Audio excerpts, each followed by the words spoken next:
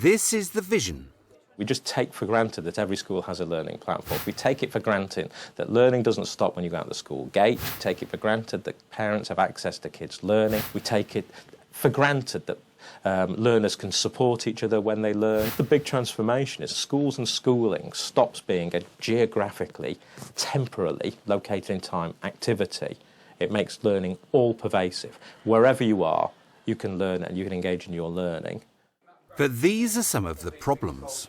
Teachers don't want to be webmasters. They just want to do learning stuff online. One of the really annoying things is that it's terribly difficult to work as a single school. We don't know how this technology will pan out over the next 3 to 5 years. We looked around ourselves at various possible solutions, and frankly, we didn't know what to do. The problems need to be overcome because the government wants the vision of virtual learning environments to be reality for all schools by 2008. Then we're going to use another resource, a web link, which is further revision of electromagnetic radiation, and then hopefully at the end we'll have a short recap. Why? Well, even sceptics concede that VLEs transform learning. It's down towards the bottom of your post in there, Lewis. I find it interesting that Ford chooses to portray the church in this light, and it would be interesting to know whether Ford got any opposition from people due to this portrayal. I'm just wondering how Ford sort of was perceived by, openly giving this view of the church. I think that's a really good point to raise that. And pupils, for whom instant messaging and social networking are now simply second nature, expect online learning. It's really good because you can comment on other people's and see what they thought of yours. Even if you thought yours was good, they might have thought it was bad. Other people's are sometimes better than yours, and you get inspired to do more. My favourite thing about it is you can send messages to your friends and you're allowed to. So the VLE question for schools is not if, it's how. How did Queen Elizabeth School in Kirkby Lonsdale, Cumbria, implement its VLE? Once people started talking about the actual potential to use a virtual learning environment for the purpose of actually developing students' learning, then I could see that it had huge potential for developing better communication between students and teachers, between teachers and teachers. And that was the most exciting part of it. It seemed to be offering a solution that simple email with attachments and our intranet just wasn't offering. Recognising the potential of VLEs is arguably the easy bit. The hard bit is to take the plunge. Queen Elizabeth has been supported by Clio, Cumbria and Lancashire Education Online, two local authorities which work together to provide IT support for schools.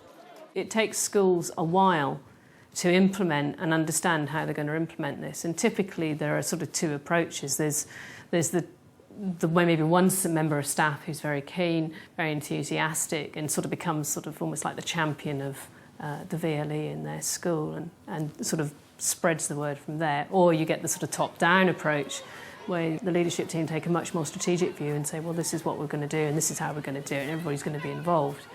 And it swings and roundabouts. Mark McNulty became the school's VLE champion, and he was closely involved in perhaps the single most important decision any school will take: which VLE to choose. The story started many years ago, really, with many of our colleagues wanting to do stuff on the web. They were fans, for example, of BBC Bite Size, and they wanted to take that approach into their own teaching. We tried to make them webmasters in themselves, but teachers don't want to be webmasters. They just want to do learning stuff online. We wanted to move away from doing things piecemeal with high technical skills. We needed something that was going to make the process easier. Teacher can do web stuff in an easy way. We looked for various ways of doing this, and we ended up with Moodle. Moodle has one big advantage over the main commercial suppliers of other VLEs. The software is open source and therefore free. It's also been extensively tested out in schools. The 14 to 19 partnership in Cumbria had done quite a lot of work looking at a whole range of VLEs, and they'd had a group of schools trying out the VLEs.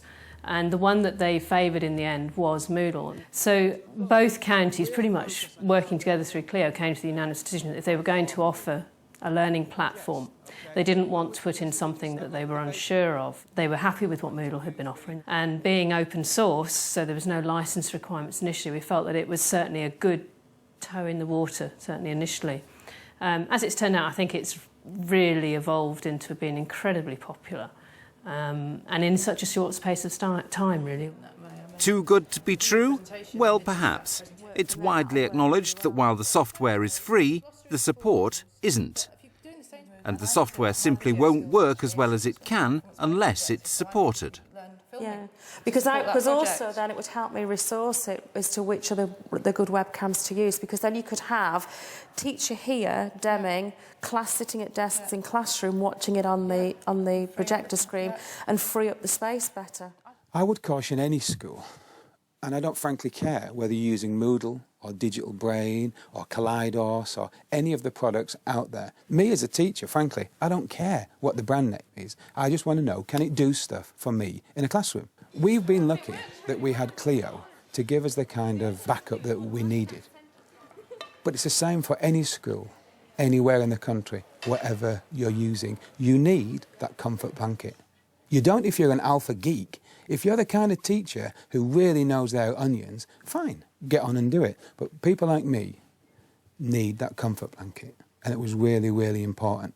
So I'd say to any school, before you take the leap with your VLE, your learning platform, you want to find out what the comfort blanket is. We've got it through Clio. You might get it from a commercial provider. Don't sign up for anything until you know what that service level agreement is going to deliver in terms of support. 24 hours a day, 7 days a week.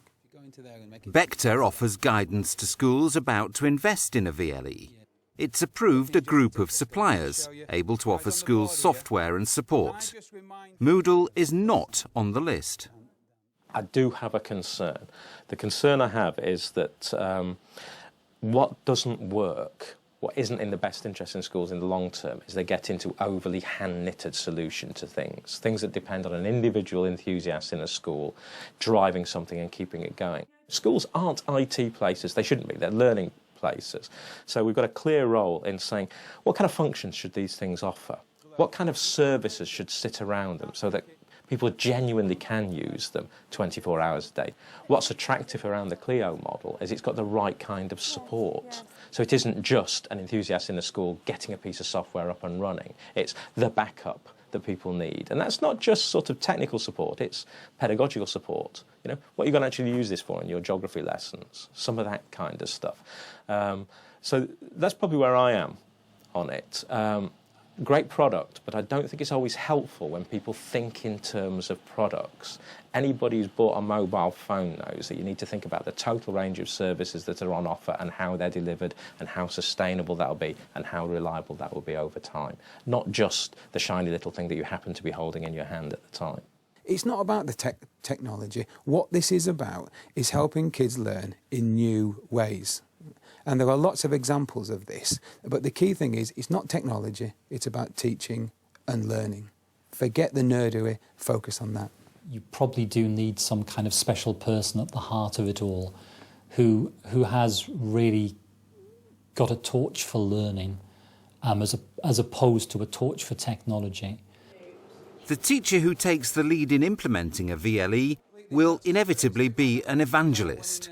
What if other members of staff initially don't share the same enthusiasm? I was at a training event with really rather sceptical teachers from our area, and they asked me this precise question: what do you do with colleagues who aren't into it? And I was kind of fumbling around for an answer, and a guy in the audience came up with a brilliant expression, and he said, Japanese gardeners say, don't water the rocks. And I think that sums up beautifully the way that you should approach this. Go to the colleagues who are up for it.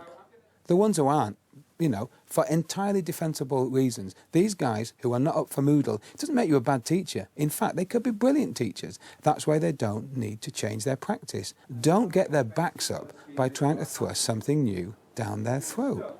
Go to the people who are up for it. They're your potential early adopters. They're your potential winners. Stick with them. But the early adopters will have to face some hard facts. The workload button is a really sensitive button.